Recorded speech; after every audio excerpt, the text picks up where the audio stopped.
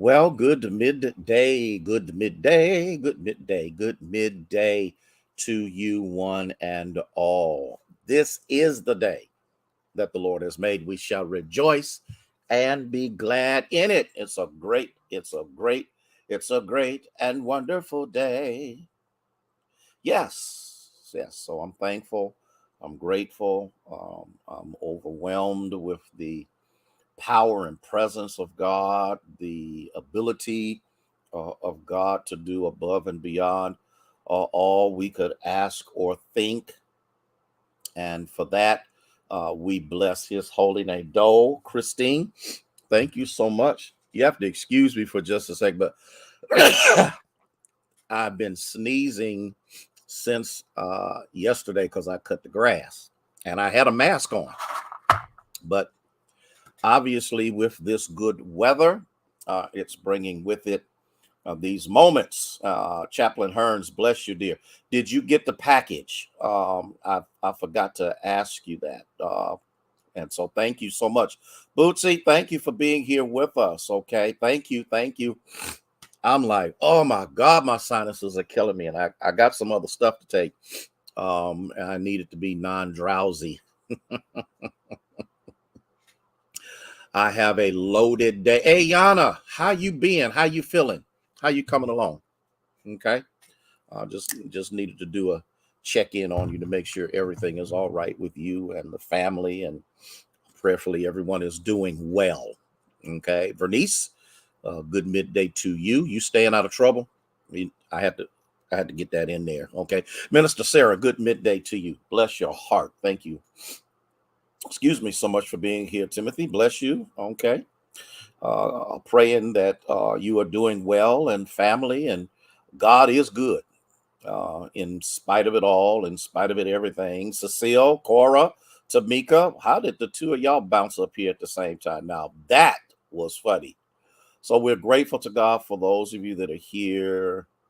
Yeah. Linda, I can't stop sneezing. And I mean, this has been one of the weirdest and strangest years. And I guess with the weather changing and whatever changing is in the weather and all of the rest of that, but it's okay. It's okay. It's still a good day. Carletta, good midday to you. And we are thankful to God for each and every one of you. So, okay. Yeah, tell Daquan I said congratulations in getting his driver's license. So does that mean now you have a driver now that will not drive as fast? Misty, bless you, dear. Thank you so much for being here with us on today. Gladys, good to have you, Minister Faye. Thank you so much. Thank you. You know what, Bootsy? The truth of the matter is, I'm really I'm scared because I have this high level of enthusiasm, this high level of, I don't know what it is because I ain't been drinking and I ain't been smoking and I ain't been doing nothing like that. It's just like there is this high going on.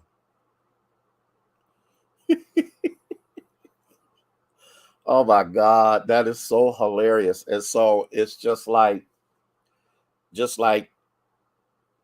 happy. And it's not that I'm not happy, as I always try to make sure that the joy of the Lord is my strength. But it's just like, now I don't know if this is the joy before the storm or whatever it is, but it's okay because I'm going to enjoy this moment. So thank you so much for asking. I really do appreciate that more than you know. Plus, Stephanie, dear, how are you? Okay, he doesn't fit. And so, as you know, tonight is the kickoff for the celebration of our anniversary. You have not received it yet? Oh my goodness. What can I say about the United States Postal Service? Huh, just crazy. Okay.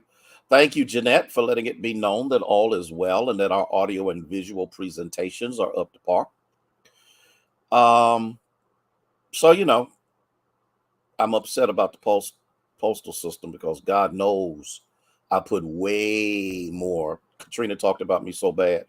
way more postage on it than what was necessary. So I'm praying that you get it soon. Nancy, bless you. You saw us changing the lights. Yes, yeah. Um, those lights, yeah, I really do need that. Thank you. Thank you, thank you, thank you, thank you. And I'll share with you what is going to take place, because tonight is the kickoff for the celebration. 28 years that the Lord has blessed me to be the pastor of Union, and so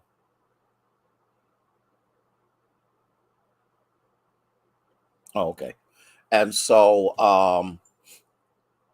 I'm just grateful to God for that. Hattie, bless you, dear. Thank you for being here. And so after the worship service is over with, I'm driving to Columbus.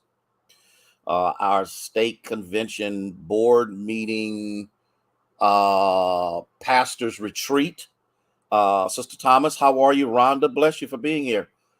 Takes place, and then Friday noon or 12:30, whatever, I will be driving from Columbus back to Akron, so that I will be there. My daughter wants me to walk her down the aisle. I will have my suit and everything packed with me so that I can change, get on the road, and get there so I can be with my baby uh, as I walk her down the aisle.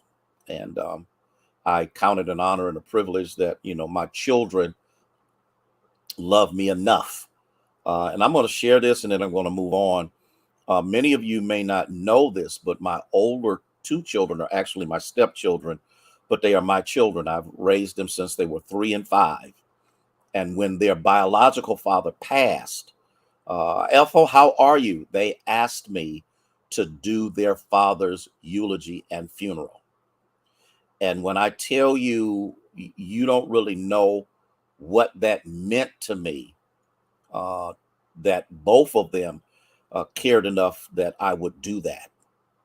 And that I performed, my daughter's first wedding. But my daughter said to me, I don't want this second one to look anything like the first one. I want you to walk me down the aisle. And I told her I would. And I was thankful to God, because she could have got her brother, she could have got anybody else, but she wanted her dad to do it. And so that means a lot, seeing that they have been in my life for a while. Andrew, how are you? Denise, good to see you. So I'm grateful to God for that. Now I need to move into the lesson, and I do want to share this with you. There will not be one Thursday or Friday. I can't. I got meetings and all of that going on, so I will not. And I'm not even going to try to put one in there somewhere. I'm just going to do what I need to do, so that I can take care of what I need to do.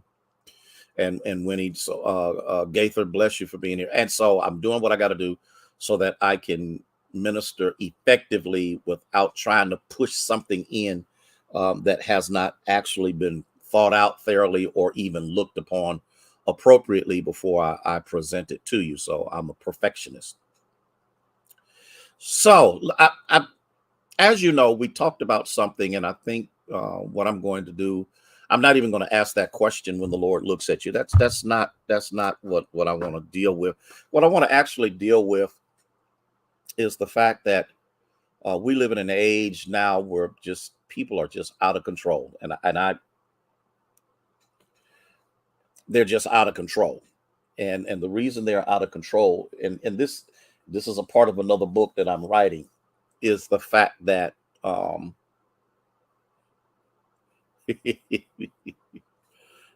uh-huh. Uh-huh. See, that's how Sister Rains, how are you? Thank you for being here with us on this midday. And there is this out of control notion that seems to be permeating itself, not just in society, but in the church as well. That we are so busy being competitive. We are so busy being Good midday, Erica. Bless you. Okay. Do what you got to do because I want you to do well. Trina, thank you so much for being here. Stephanie, bless you. Thank you for being here. We don't know how to be content with that the Lord has created us to be because we're so busy. Hey, Lynn, dear, how are you? We are so busy looking at what we consider to be success in the lives of other people that we will not actually see, we will not actually thank God for the level of functionality, cognition, and capability that we have because we are so busy being envious of what other people have or what other people do, not realizing that we have not a clue what it took or what they had to go through in order to get there. Because, and I'm going to use this term loosely, success, real success, is not measured by the accolades of other people and what other people say or think about you. Real success is built upon the fact that, again, here I'm going to say it again, that you are comfortable in your skin. You are satisfied with who you are. Now, I'm not saying that we can't make improvements on who we are. But what I am saying, okay, what you got to recognize and understand, Ida, dear, how are you? You have to recognize and understand that whatever God has gifted you with, he has done it according to the ability that he created within you. Okay. I wish I had 5 people that catch. Okay. And so, hey, Iris, dear, how are you? Glad that, okay, you got to make sure that you do. And so this is important. Okay. For a smile. Bless you for being here, Barbara. And so I've learned, Paul says, whatever condition I find myself in, I've learned to be content. I've learned that if God wanted me to be an E.V. Hill or a C.L. Franklin or a Frank Ray, he would have created me to be them. But he created me to be Michael Harrison. And I have to learn to navigate within that which the Lord has seen is my best me. I almost shouted on that. I had to learn to see that what God created me to be is my best me. My job is to cultivate me and to prepare me and to expose me to the things that are necessary in order for me to be the best me. Roosevelt, oh my God, Thompson, it's so good to have you here. And so this is what I'm trying, because this text, in case you're wondering where I'm coming from, Matthew chapter 20 and starting at the 20th verse. And that's what because when I'm so busy looking at what other people have, where other people live, what other people drive, what other people wear, their vocations, how much money they make, and all of the rest of that stuff, I now lose focus on the perpetuity by which God created me to be, because I'm too busy wanting to be like somebody else. And I'm going to say this, and it's going to be throughout this lesson for this short period of time. Please be careful what you ask for, because God may give it to you. Yeah. Now, let me talk about something. Do you remember when the prophet of God came before the people, and the people said that they wanted a king? Y'all remember that? And the prophet tried to tell them, now wait a minute. Now you got to remember, we're a theocracy, and because we're a theocracy, we are ruled by God and governed by his edicts and his rules and his regulations and his requirements. But they were so busy looking at other nations that did not walk with God, nations who did not love God, nations who did not understand the God that brought Israel out of bondage. They didn't catch this, and they wanted to be like everybody else. And my God, I need us to understand that God didn't create you to be like everybody else. He created you to be exactly who he created you to be. My problem is on many occasions, and I'm starting to understand it and overcome it now, is that I have to discover what he's made me to be, which means I've got to change the mirror that I look in. Woo, woo, woo. Oh, bless his holy name. Okay. Gwendolyn, bless you for being here. I have to change the mirror that I look in. Now, I don't know whether you have any mirrors. Pee Wee, bless you for being here like this.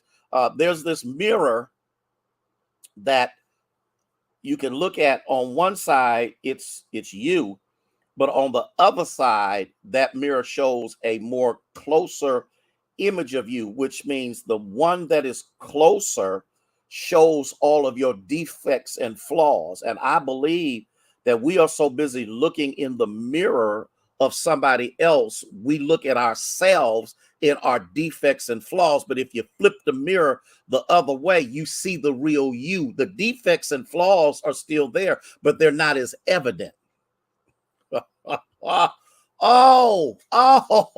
Yeah. And so if I quit looking at myself in the one mirror, I will quit comparing what I consider to be perfection to imperfection.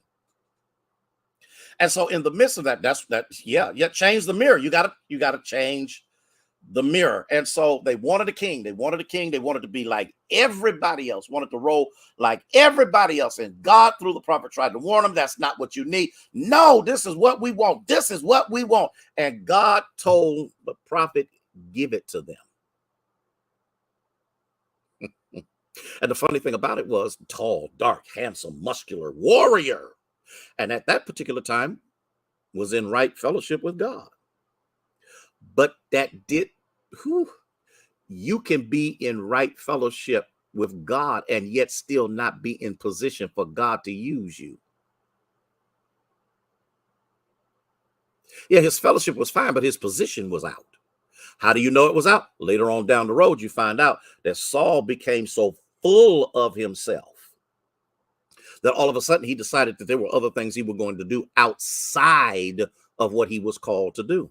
And because of that, now y'all got to catch this, before Saul could make a travesty out of the nation, God anointed David while Saul was still in the seat.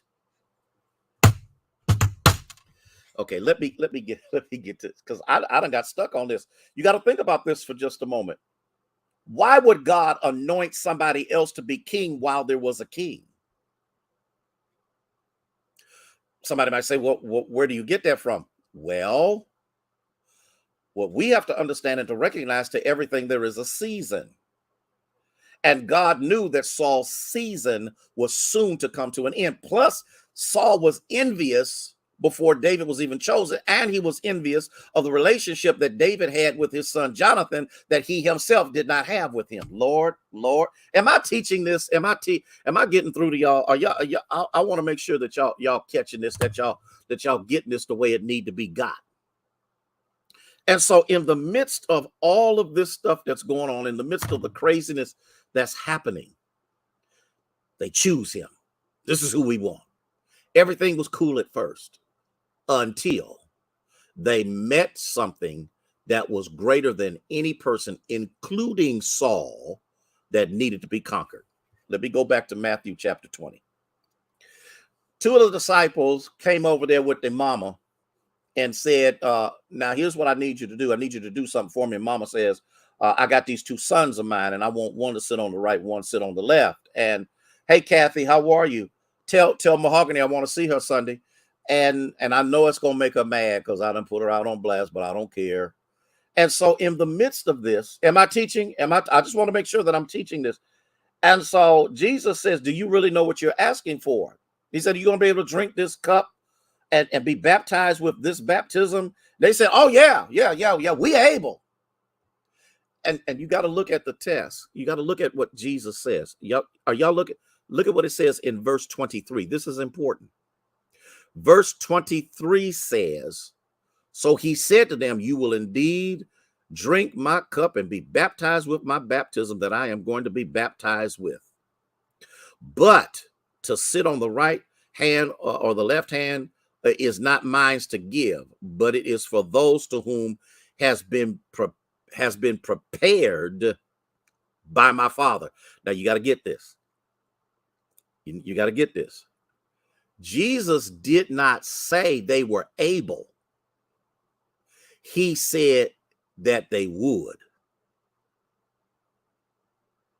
Now, what is this cup and what is this baptism? I'm glad that you asked that question. First of all, it's the cup of death. And the baptism is the identification of Jesus' death, burial, and resurrection, which means to drink this cup is also a cup of sacrifice that will cause your testimony to cause you to lose your life. You got to get this, because a lot of times we ask for stuff, but there's stuff we're not willing to die for or from in order for full manifestation of what you ask God that you wanted to do. And God says, are you sure you want to do this? And you come back and say, yeah, this is what I want to do. And what we fail to understand is that in order to carry that level of cross, there's some weights and sins that have to be removed in order for you to do it. I know I done lost y'all. I know that's a tough thing to deal with. Hey, Gwen, how you doing, dear? And so they asked, could I sit on the right, left? He said, nope. He said, that's not for me, because it's my Father who prepares them to sit on the right or on the left. So what am I trying to say? What am I trying to get you to understand? What am I on a Wednesday trying to get you to recognize? Please be careful when you ask God for more of something and you really not walking well into something you have right now. Please be very careful when you decide to tell God, I'm ready for this. And God, if God asks you the question, are you ready? Then God is giving you a hint that you're not as ready as you think you are. Listen to what I'm saying. Come on now. You got to remember, and that is a powerful point, because in order for you to bear fruit, you must be pruned. Can I let that sink in for a second? Can I let that marinate for a moment? Can I get you to catch this? And so while we talk about, I want to be great for the Lord, you better make sure that you want to be great for the Lord and not great for yourself. If you want to be great for the Lord, he's going to prune you. If you're going to be great for the Lord, he's going to try you. If you want to be great for the Lord, he's going to allow some things to come into your life that you wish he never had. But when you get on the other side of it,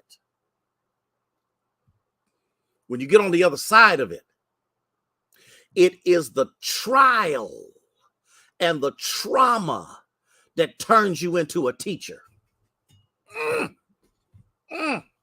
It's the trial and the trauma that turns you into a teacher. See, too many of us, Bootsy, are teaching theory. But when you've gone through what you've gone through, you are no longer teaching theory, you're teaching relativity. See, I can't tell you what it's like to go through something and I ain't never been through. I can't tell you what it's like to be sick and God raised me up and I ain't never been sick. I can't tell you what it means to be hungry and I've never been. I can't tell you any of these things. But when I've been tried by fire, when I've gone through the wilderness, the Bible says that when I pass through the water, it will not burn me. And when I go through the flood, I will not drown. Okay. I got to calm down. I need us to understand this. Be careful what you ask for. Because while you're asking, God says, okay, in order for you to get it, you've got to go through this. Listen, I got to go. Listen, y'all, meet me at 6:30. I'm excited. 28 years. Man, I mean, you talking about time done flew by. 20. I was just like, wow. Ain't it had ups, down, in, out, through all of that. But it's been a great 28 years. The Lord has blessed me with the greatest church on this side of heaven, the Union Baptist Church. Are y'all hearing? Y'all ain't hearing what I'm saying. And so here's what I'm asking, Navora. Here's what I'm asking. Come on, stop by. Now, I'm going to mess y'all up when I say this, but I'm going to say it. Do not allow a lack of revenue to keep you from worship. Don't allow that. If you don't have a dime, show up. To show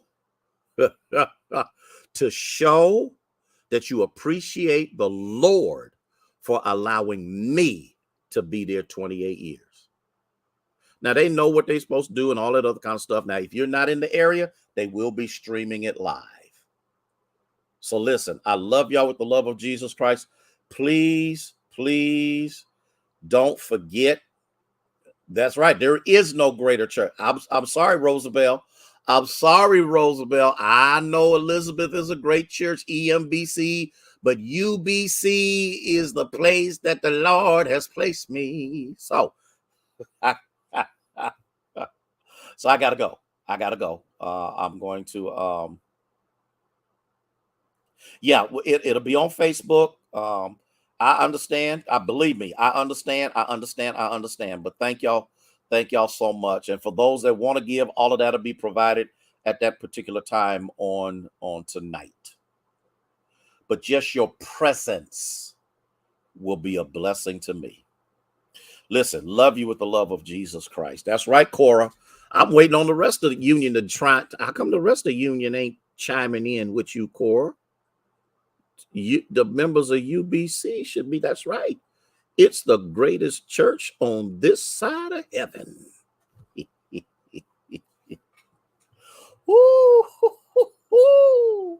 I gotta go because I done started some stuff. But guess what? It's my anniversary. I'm supposed to celebrate what the Lord has done and how the Lord has worked in spite of me.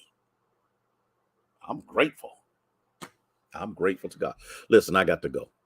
Love y'all with the love of Jesus Christ. See y'all at 6:30 tonight, whether it's in person or whether it is virtually. May God bless you.